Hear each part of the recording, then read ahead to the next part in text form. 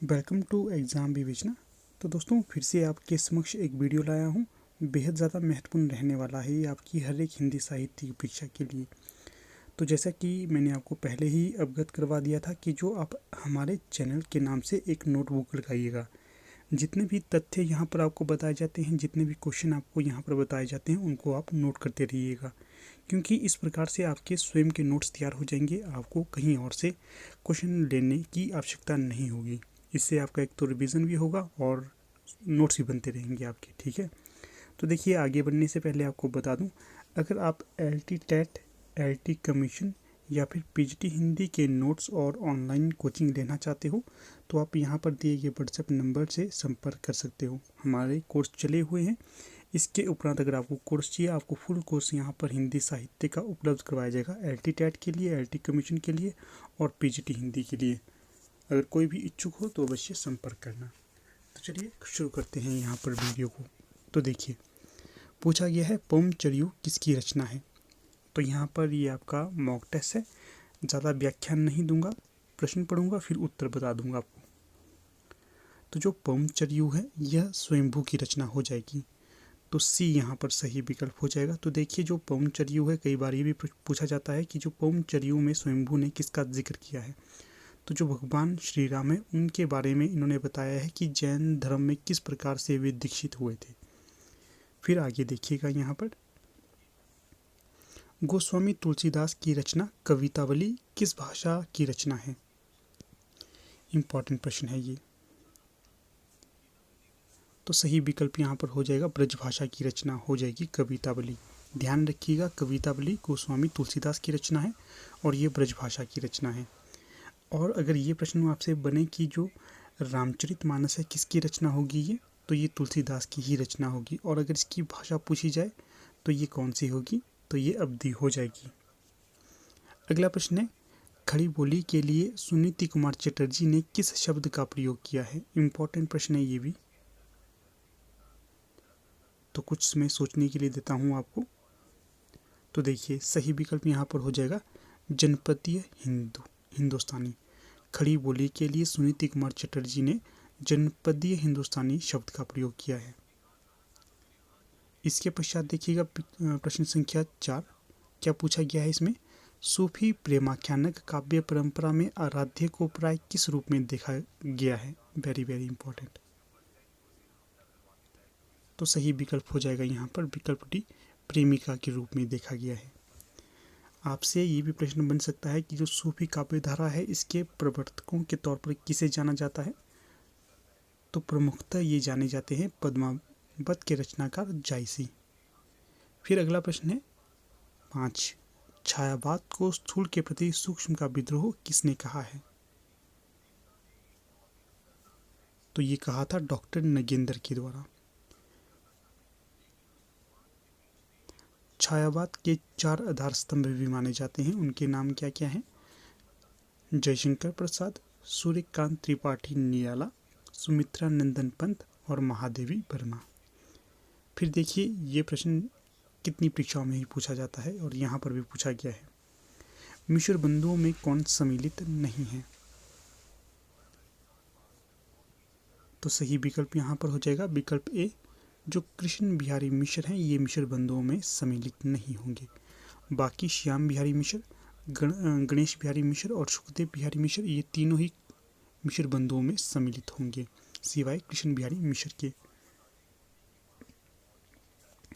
आपको ये पता ही होगा कि जो मिश्र बंधुओं के द्वारा एक इतिहास ग्रंथ लिखा गया है तो उसका क्या नाम था, तो उसका नाम था मिश्र बंधु विनोद, और इसका प्रकाशन वर्ष पूछा जाए तो ये 1913 हो जाएगा। इसी प्रकार से इनकी एक रचना है हिंदी नवरत्न। ठीक है, तो इसका आपने बताना है कि प्रकाशन वर्ष कब का है। फिर देखिए यहाँ पर अगला प्रश्न है, रस गंगाधर के रचयिता कौन होंगे। तो ये हो जाएंगे विकल्प सी, पंडित राज जगन्नाथ। ये जो रस गंगाधर नामक ग्रंथ है यह हिंदी काव्य शास्त्र या फिर संस्कृत काव्य शास्त्र के संबंध में लिखा गया महत्वपूर्ण ग्रंथ माना जाता है पंडित राज जगन्नाथ का। अगला प्रश्न है 8, निम्नलिखित में से कौन तार सप्तक का कवि नहीं होगा। तो 4 विकल्प दिए गए हैं, इनमें से देखिए तार सप्तक का कवि कौन नहीं होगा। तो देखिए तार सप्तक का प्रकाशन कब माना जाता है, 1943। यहाँ से आपको आइडिया लग गया होगा कि कौन सा यहाँ पर आपका सही विकल्प हो जाएगा। तो सही विकल्प हो जाना था विकल्प ए शमशेर बहादुर सिंह। बाकी गिरिजा कुमार माथुर, मुक्तिबोध, प्रभाकर माचवे, ये तीनों ही होंगे। जो शमशेर बहादुर सिंह हैं ये द्वितीय तार सप्तक के रचनाकार या कवि माने जाते हैं। फिर अगला प्रश्न है शिवपालगंज किस उपन्यास से संबंधित है। तो देखिए हाल ही की जो एनटीए नेट की परीक्षा हुई थी हिंदी में, वहाँ पर ये प्रश्न बना हुआ था। तो जो 9वें का सही विकल्प हो जाएगा तो ये हो जाएगा विकल्प डी, विकल्प बी राग दरबारी। जो राग दरबारी उपन्यास है ये शिवपालगंज नामक गांव से संबंधित होगा। अगर आपसे ये प्रश्न बने कि जो विश्रामपुर का संत है ये किसकी रचना होगी, तो यहाँ पर जो आपका सही विकल्प हो जाएगा तो वो हो जाएगा, तो यहाँ पर जो सही विकल्प हो जाना था तो वो हो जाएगा आपका श्रीलाल शुक्ल। जो श्रीलाल शुक्ल की रचना होगी या उपन्यास होंगे तो ये हो जाएगा विश्रामपुर का संत और राग दरबारी। अगर ये प्रश्न बने कि आधा गांव किसका उपन्यास होगा तो ये राही मासूम रजा की रचना हो जाएगी। अगर जो मैला आंचल रचना पूछी जाए किसका उपन्यास होगा तो ये फणीश्वर नाथ रेणु का उपन्यास हो जाएगा। इम्पॉर्टेंट है ये सभी रचनाएं, इनका ध्यान रखना है आपने। फिर देखिए भरत मुनि के अनुसार काव्य में कुल कितने गुण होते हैं। इम्पॉर्टेंट प्रश्न है ये। जो भरत मुनि है इनका हिंदी काव्य शास्त्र के अंतर्गत प्रमुख स्थान माना जाता है, या फिर आप संस्कृत काव्य शास्त्र कह दें तो यहाँ पर इनका महत्वपूर्ण स्थान माना जाता है। तो इन्होंने गुण और दोषों की संख्या मानी है 10-10, तो विकल्प ए यहाँ सही हो जाएगा। फिर देखिए प्रश्न संख्या 11, हिंदी वर्णमाला में अह और आह ये क्या है। तो 4 विकल्प दिए गए हैं, सही विकल्प क्या होगा यहाँ, तो ये अयोगवाह शब्द कहे जाते हैं, तो सी सही विकल्प हो जाएगा। फिर देखिए प्रश्न संख्या 12, अंधायुग किस नाट्य विधा के अंतर्गत आता है। पहले तो ध्यान रखना है कि जो अंधायुग किसकी रचना होगी, धर्मवीर भारती की। अगर ये पूछा जाए किस नाट्य विधा के अंतर्गत आएगा तो यहाँ पर जो सही विकल्प हो जाएगा तो वो हो जाएगा गीति नाट्य। इम्पॉर्टेंट प्रश्न है ये। अगर ये प्रश्न बने आपसे कि जो अंधायुग है यहाँ का जो प्रमुख पात्र है वो कौन सा होगा, एक तो भगवान श्री कृष्ण हो गए, दूसरे यहाँ पर जो अश्वत्थामा था इसको भी केंद्र में रखकर इस रचना को रचा गया था। फिर देखिए दो राह समय के रथ का घर गदनान सुनो, सिंहासन खाली करो कि जनता आती है। क्या है, दो राह समय के रथ का घर गदनाद सुनो, सिंहासन खाली करो कि जनता आती है। तो प्रस्तुत पंक्तियां किसके द्वारा कही गई हैं, तो 13 का जो सही विकल्प यहाँ पर हो जाएगा विकल्प भी रामधारी सिंह दिनकर की प्रस्तुत पंक्तियां हो जाएंगी। फिर देखिए अगला प्रश्न है 14, हिंदी के किस आलोचक ने देवरानी जेठानी की कहानी को हिंदी का प्रथम उपन्यास स्वीकार किया था। तो ये किया गया था गोपाल राय के द्वारा, तो यहाँ पर डी सही विकल्प हो जाएगा। फिर देखिए 15 है, समालोचना दर्शक के शीर्षक से एसे ऑन क्रिटिसिज्म का अनुवाद किसने किया। क्या है, समालोचन दर्शन के शीर्षक से एसे ऑन क्रिटिसिज्म का अनुवाद किसके द्वारा किया गया था। इम्पॉर्टेंट प्रश्न है, तो सही विकल्प यहाँ पर विकल्प सी हो जाएगा, जगन्नाथ दास रत्नाकर के द्वारा। जो जगन्नाथ दास रत्नाकर थे ये मुख्यतः जब भी रचना करते थे तो ब्रजभाषा का आधार में रखकर रचना करते थे, या फिर ब्रजभाषा को मुख्य भाषा के तौर पर मानकर रचना करते थे। अगर आप हमारे online PGT Hindi LT commission LT TET course के साथ जुड़ना चाहते हो तो इस नंबर पर संपर्क करिए, आजकल विशेष छूट चली हुई है। देखिए अगला प्रश्न है, शिखर से सागर तक किस रचनाकार की जीवनी है। तो सही विकल्प यहाँ पर 16 का सी हो जाएगा, अज्ञे की। अगला प्रश्न है 17, हिंदी में भक्ति धारा का उदय बाहरी आक्रमण की प्रतिक्रिया है। तो यहाँ पर देखिए विकल्प बी में है, यह भारतीय साधना परंपरा का स्वतः स्फूर्त विकास है। तो बताना है यहाँ पर कौन कौन से विकल्प सही होंगे। तो देखिए, तो जो यहाँ पर सही विकल्प हो जाएगा कि जो हिंदी में भक्ति धारा का उदय बाहरी आक्रमण की प्रतिक्रिया है, ये हम आंशिक सही मान सकते हैं, पूर्णतः सही नहीं मान सकते, क्योंकि ये कथन किसका था? आचार्य रामचंद्र शुक्ल का। फिर जो यह भारतीय साधना परंपरा का स्वतः स्फूर्त विकास स्वीकार किया जाता है, तो यह हालांकि हम सही मान सकते हैं।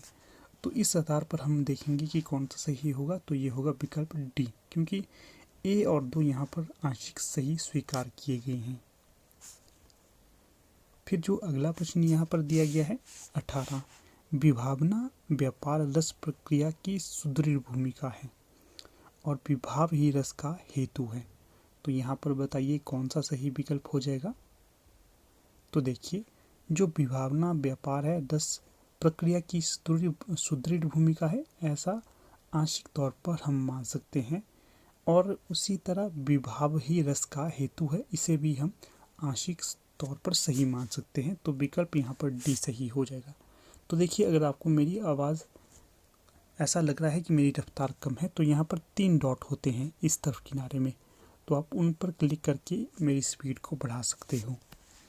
फिर देखिए प्रश्न संख्या 19, छायावाद और रहस्यवाद में तात्विक भेद नहीं है। विकल्प बी है, छायावाद में अभिव्यक्ति की सूक्ष्मता और रहस्यवाद में अज्ञात के प्रति जिज्ञासा है। तो बताइएगा कौन सा सही यहाँ पर होगा। तो देखिए, यहाँ पर भी विकल्प सी ही सही होगा। आंशिक सही हैं ए और बी, यहाँ पर नहीं। आंशिक सही कौन सा होगा? विकल्प ए, परंतु जो बी है ये पूर्णतः सही होगा। देख लेते हैं, जो छायावाद और रहस्यवाद में तात्विक भेद नहीं है, इसे हम आंशिक तौर पर सही मान सकते हैं, परंतु जो छायावाद में अभिव्यक्ति की सूक्ष्मता और रहस्यवाद में अज्ञात के प्रति जिज्ञासा है, ये पूर्णतः सही होगा। फिर देखिए प्रश्न संख्या 30, निम्नलिखित रचनाकारों के साथ उनकी रचना का सुमेलन कीजिए। चलिए करते हैं। देखिएगा यहाँ पर जो राजा शिव प्रसाद सितारे हिंद है, इनकी रचना कौन सी होगी? तो ये भूगोल हस्तामलक होगी। लक्ष्मी सागर बार्षणीय की रचना कौन सी यहाँ पर स्वीकार की जाएगी? तो देखिएगा, तो यहाँ पर देखिएगा क्या है, राजा शिव प्रसाद सितारे हिंद की कौन सी रचना यहाँ पर स्वीकार की जाएगी? भूगोल हस्तामलक। लक्ष्मी सागर बार्षणीय की रचना कौन सी होगी? Fort William college. फिर मिश्र बंधुओं की कौन सी होगी? हिंदी नवरत्न। फिर रामविलास शर्मा की कौन सी रचना यहाँ पर स्वीकार की जाएगी? तो ये की जाएगी भारतीय संस्कृति और हिंदी प्रदेश। तो इस प्रकार से यहाँ पर जो ये मिलान होता है ये पूर्णतः सही होगा। आप इसका नोट करिएगा, ठीक है। फिर यहाँ पर भी मिलान वाला ही प्रश्न दिया गया है, तो इसको भी हम देख लेते हैं। तो देखिएगा, ज्योतिरीश्वर ठाकुर की रचना कौन सी होगी? वर्णरत्नाकर। दामोदर भट्ट की रचना कौन सी होगी? उक्ति व्यक्ति प्रकरण। फिर जो नरपति नालह की रचना होगी ये कौन सी होगी? बिसलदेव रासो। फिर रोड़ा की रचना कौन सी होगी? तो ये राउलवेल हो जाएगी। इस प्रकार से जो यहाँ पर सही मिलान ठहरता तो विकल्प ए, ज्योतिरीश्वर ठाकुर की वर्णरत्नाकर, दामोदर भट्ट की उक्ति व्यक्ति प्रकरण और नरपति नालह की बिसलदेव रासो और रोड़ा कवि की राउलवेल, ये कृतियाँ सही हो जाती हैं। फिर से देखिएगा, यहाँ पर बताऊंगा, अगर आप LT TET, LT commission, PGT Hindi के नोट्स या फिर कोर्स लेना चाहते हैं तो आप 8219312129 पे चाहे कॉल करिए या फिर व्हाट्सएप करिए। व्हाट्सएप इसलिए कहता हूँ क्योंकि थोड़ा सा मैं भी अपने रिसर्च से संबंधित टॉपिक्स के लिए थोड़ा सा बिजी रहता हूँ, तो आपकी कॉल पिक नहीं कर पाता। अगर व्हाट्सएप करेंगे तो यहाँ पर आपको उत्तर मिल जाएंगे आपके प्रश्नों के। फिर देखिएगा अगला प्रश्न यहाँ पर देख लेते हैं हम। हाँ, मुझे कहा था कि जब भी आप वीडियो बनाइएगा तो जूम करके वीडियो क्वेश्चन को दिखाइएगा। चलिए, अब से इसका ध्यान रखूँगा मैं। यहाँ पर ये जूम करके आपको दिख रहा होगा, तो चलिए ठीक है। देखिएगा प्रश्न संख्या 32 है, यहाँ पर भी रचना और रचनाकार का सुमेलन करना है। तो चलिए देख लेते हैं। सुमित्रा नंदन पंत की रचना कौन सी हो जाएगी? ग्राम्य। फिर देखिएगा यहाँ पर जो अगला है, घनानंद की रचना कौन सी होगी? यहाँ पर इश्कलता। केशवदास की रचना कौन सी होगी? कवि प्रिया। कुतुबन की रचना कौन सी होगी? यहाँ पर मृगावती। तो इस प्रकार से यहाँ पर ये सुमेलित रूप आपके समक्ष प्रस्तुत कर रहा हूँ। फिर से बताऊंगा, ग्राम्य रचना हो जाएगी सुमित्रा नंदन पंत की, इश्कलता रचना हो जाएगी घनानंद की, और कवि प्रिय रचना केशवदास की हो जाएगी, और मृगावती रचना कुतुबन की हो जाएगी। फिर अगला प्रश्न देखिएगा यहाँ पर 33। इसमें देखिएगा रघुवीर सहाय की रचना कौन सी होगी? आत्महत्या के विरुद्ध। श्रीकांत वर्मा की रचना कौन सी होगी? मायादर्पण। दिनकर की रचना कौन सी होगी? यहाँ पर परशुराम की प्रतीक्षा। और केदारनाथ अग्रवाल की रचना कौन सी होगी? यहाँ पर फूल नहीं रंग बोलते हैं। तो इस प्रकार से यहाँ पर जो सुमेलित रूप आपके समक्ष प्रस्तुत किया गया है उसमें विकल्प ए सही होगा 33 का। फिर से आपको बताऊंगा, आत्महत्या के विरुद्ध किसकी रचना है? रघुवीर सहाय की। मायादर्पण किसकी रचना है? श्रीकांत वर्मा की। और परशुराम की प्रतीक्षा किसकी रचना होगी? रामधारी सिंह दिनकर की। फूल नहीं रंग बोलते हैं किसकी रचना होगी? केदारनाथ अग्रवाल की।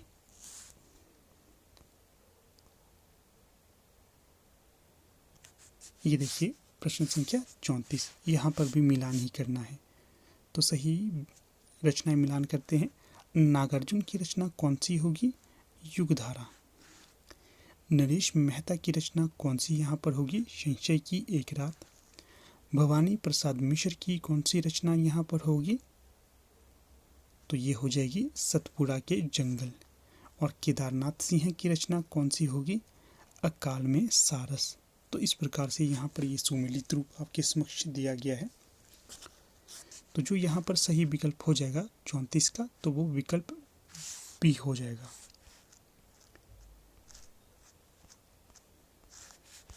फिर अगला प्रश्न देखिएगा, यहाँ पर भी सुमेलित करने वाला ही प्रश्न दिया गया है 35 का। तो देखिए, साहित्य लोचन किसकी रचना हो जाएगी? श्याम सुंदर दास की। रस मीमांसा किसकी रचना हो जाएगी? रामचंद्र शुक्ल की। ठेले पर हिमालय किसकी रचना हो जाएगी? तो ये धर्मवीर भारती की रचना हो जाएगी।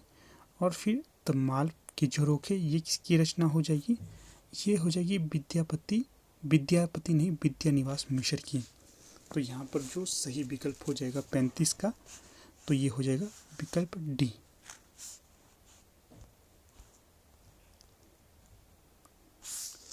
अगला देखिएगा, यहाँ पर भी सुमेलित करना है, एक पंक्ति को दूसरी पंक्ति के साथ या एक को दूसरी सूची के साथ। चलिए करते हैं।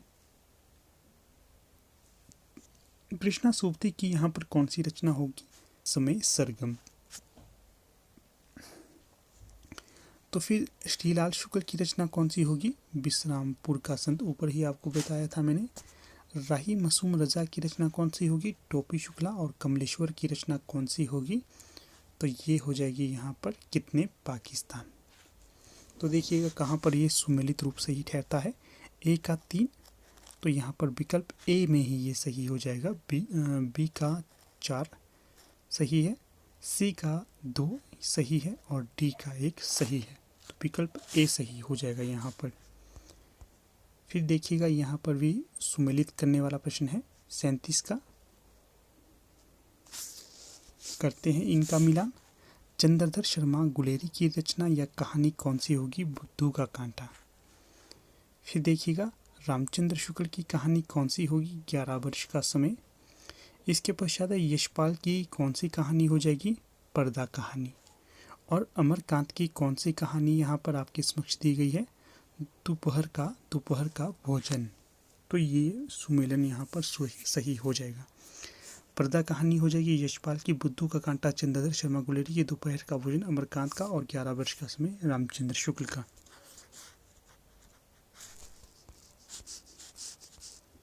फिर देखिए प्रश्न संख्या 38। यहाँ पर भी हमने मिलान करना है कहानी और कहानीकार का। तो चलिए मिलान करते हैं।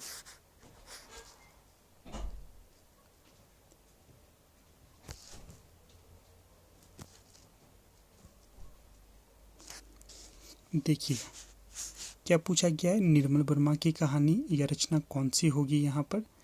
तो ये हो जाएगा लंदन की एक रात। फिर जो मार्कंडे है इनकी रचना कौन सी होगी, हंसा जाई अकेला। फिर शिव मूर्ति है, इनकी रचना कौन सी होगी, कसाई बाड़ा। और शेखर जोशी की रचना कौन सी हो जाएगी, तो ये हो जाएगी कोसी का घटवार। बहुत ही अच्छी कहानी है कोसी का घटवार। अगर कभी नहीं पढ़ी है तो अवश्य इसको गूगल में सर्च करके पढ़ना, मज़ा आएगा आपको इसको पढ़ के। तो देखिए फिर से कहूँगा, निर्मल वर्मा की रचना हो जाएगी लंदन की एक रात। मार्कंडे की रचना हो जाएगी हंसा जाए अकेला। शिवमूर्ति की रचना हो जाएगी कसाई बड़ा। और शेखर जोशी की रचना हो जाएगी कोसी का घटवार। फिर देखिए यहाँ पर पंक्तियों और कवियों का सुमेलन करना है। तो चलिए करते हैं।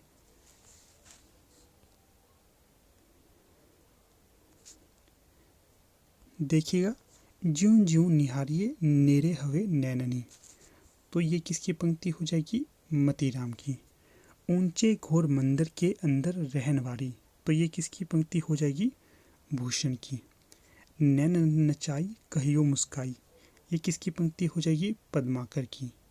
राबरे रूप की रीति अनूप, किसकी पंक्ति हो जाएगी, घनानंद की। तो इस प्रकार से यहाँ पर देखिएगा जो सही विकल्प ठहरता है तो विकल्प ए यहाँ पर सही ठहरेगा। फिर से देखिएगा, ज्यों ज्यों निहारिए नेरे हवे नैननी, मतीराम की पंक्ति होगी। ऊंचे घोर मंदिर के अंदर रहन वाली, तो ये भूषण की पंक्ति हो जाएगी। नैन नचाई कहियो मुस्काई, तो ये पद्माकर की पंक्ति हो जाएगी। राबरे रूप की रीति अनूप घनानंद की पंक्ति हो जाएगी। ठीक है, तो यहाँ पर विकल्प ए सही हो जाता है आपका 39 का। इसके पश्चात देखिएगा फिर से तर्क और स्थापना वाले प्रश्न हैं, तो देख लेते हैं इन्हें भी हम। स्थापना यहाँ पर दी गई है, शासन की पहुंच प्रवृत्ति और निवृत्ति की बाहरी व्यवस्था तक ही होती है। ये स्थापना थी। तर्क क्या है, भीतरी या सच्ची प्रवृत्ति निवृत्ति को जागृत रखने वाली शक्ति शासन में नहीं होती है। तो यहाँ पर 40 का कौन सा सही विकल्प होगा, तो ये विकल्प ए होगा, क्योंकि दोनों ही सही कथन कहे गए हैं कि जो शासन की पहुंच प्रवृत्ति और निवृत्ति की बाहरी व्यवस्था तक ही होती है, तो बिल्कुल सही है। फिर जो तर्क दिया गया है, भीतरी या सच्ची प्रवृत्ति निवृत्ति की जागृत रखने वाली शक्ति शासन में नहीं होती है, तो ये दोनों ही यहाँ पर सही कथन हो जाएंगे। फिर देखिएगा प्रश्न संख्या 41 है, ये भी स्थापना और तर्क वाला प्रश्न है। स्थापना क्या दी गई है, कवि वाणी के प्रसार से हम संसार के सुख दुख आनंद क्लेश आदि का शुद्ध स्वार्थमुक्त रूप में अनुभव करते हैं। और फिर देखते हैं इसका तर्क, इस प्रकार के अनुभव के अभ्यास से हृदय का बंधन नहीं खुलता है। तो कौन सा यहाँ पर सही हो जाएगा, तो ये हो जाएगा यहाँ पर विकल्प डी। गलत होंगे दोनों, एक भी यहाँ पर सही नहीं होगा।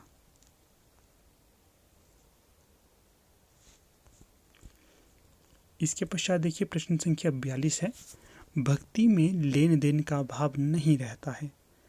तर्क है, समर्पण भक्ति का मूल है। तो 42 का सही कौन सा होगा यहाँ पर, तो ये हो जाएगा विकल्प डी। दोनों सही है, क्योंकि जो भक्ति है इसमें लेन देन का कोई भी भाव नहीं रहता है। अगर कोई भगवान की पूजा अर्चना करता है तो वो निस्वार्थ भाव से पूजा करता है। समर्पण भक्ति का मूल है, बिल्कुल आप समर्पण दीजिएगा, भगवान आपको शांति देंगे। तो यहाँ पर लेन देन या फिर एक तरह से अगर आप कहेंगे क्या बिजनेस नहीं होता है, ठीक है ना। अगला देखिएगा, और आज का अंतिम प्रश्न भी ये दिया गया है। क्या दिया गया है इसमें, स्थापना देखिए, प्रिय के वियोग से जो दुख होता है उसमें कभी कभी दया या करुणा का भी कुछ अंश मिला रहता है। तर्क क्या दिया गया है, प्रिय के वियोग पर उत्पन्न करुणा का विषय प्रिय के सुख का निश्चय है। तो 43 का जो सही विकल्प यहाँ पर होगा विकल्प ए, अर्थात ए सही होगा, आर गलत। देख लेते हैं कैसे। देखिएगा, जो प्रिय के वियोग से जो दुख होता है उसमें कभी कभी दया या करुणा का भी कुछ अंश होता ही है, बिल्कुल सही है। तो जो प्रिय के वियोग पर उत्पन्न करुणों का विषय प्रिय के सुख का निश्चय ही नहीं होता है, अलग अलग बजाय कई बार होती हैं यहाँ पर। तो इस प्रकार से आर यहाँ पर गलत हो जाएगा। तो ठीक है दोस्तों, अब यहाँ पर देखिए हमारी वीडियो का समापन हो जाता है। आप लोग वीडियो के अंत तक बने रहे, इसका बहुत बहुत धन्यवाद।